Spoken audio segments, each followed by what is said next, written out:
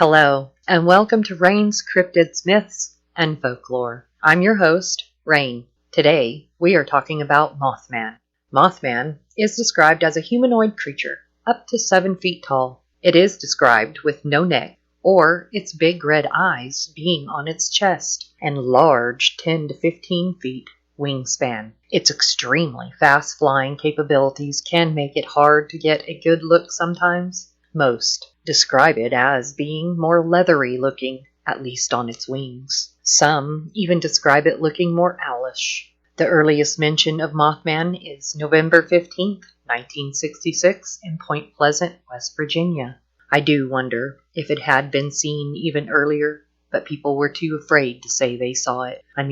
We aren't the kindest to people that believe they saw something odd or out of the normal. Most back then were sent to mental institutions or crucified for it, not in the literal sense. People don't like being out of control of the situation. Some believe it is a mutated monster or some weird curse. The curse tracing to the death of Chief Cornstalk and several of his tribesmen on November 10th, 1777. I am sure a curse was done, but I don't think it's Mothman. But what I have read and listened to, Mothman seems to show up just before a huge disaster, and not just Ohio and West Virginia, but worldwide. There is a long list of these disasters that Mothman has been seen near or just before they happened, like the collapse of the Silver Bridge in 67, the collapse of Freiburg Mine in 78, my apologies if I misspelled, the Chernobyl 85, 9/11 01, the collapse of I-35 Bridge in 07, Fukushima 11, and probably many more. Now, even some say that when they came into close proximity to Mothman, they had nightmares of impending death, and it caused them to change directions, or even the time frame of what they were doing, but later found out the disaster still happened, and if they wouldn't have changed their course, they too would have been in said disaster. Okay, speaking of close encounters of Mothman, they say that seeing Mothman, they would get overwhelming feelings of doom, dread, sadness, even anxiety. Most would say it was pure evil, or maybe it's just what it does, which is seek out these disasters for a purpose. Of what I am not sure yet, but some of those people that have had close encounters with Mothman have troubles mentally sometimes for months or even years, and a few actually had mental breakdowns. They say it screeches whenever it's around, which gives it an owl effect. Even more curious is how a lot of people that have reported seeing Mothman were visited by the men in black and questioned by these strange men.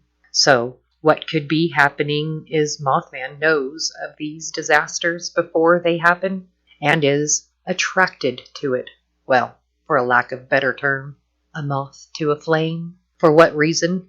Not sure yet. Although, I have also read some sightings where they claim it attacked them.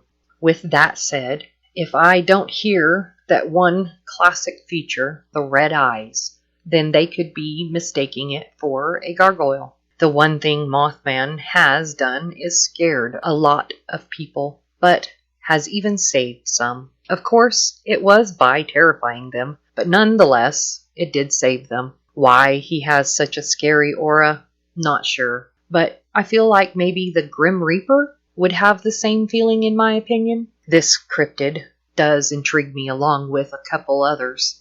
I think the reason it shows up is that it seems to be attracted to death. I know it makes it scary, but if you are one that gets an up-and-close personal visit, you should change your course. It could just save your life. If you see it at a distance, flying in a direction you might want to turn around, it could also still save your life. I also believe there is more than one of these creatures. It could explain the subtle differences in eyewitness counts. I find it strange how people react to these creatures instead of wanting to learn why. They just want to forget.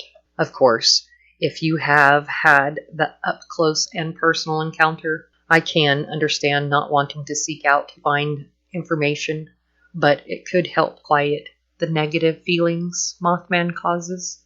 I may not have seen a Mothman, but I definitely want to learn more what it's getting out of these disasters. But for now, I will keep my research up, trying to trace it back even further than the 60s and the whys. And that is what I have on Mothman. Please like and subscribe, share as well. If you have a sighting, story for Mothman, or any other cryptid, please email me. My email is below. And if you have a suggestion for cryptid you would like for me to do a video on, please comment or email me. Now, it's time for Superstition for Thought. And today's thought is wishing on a shooting star.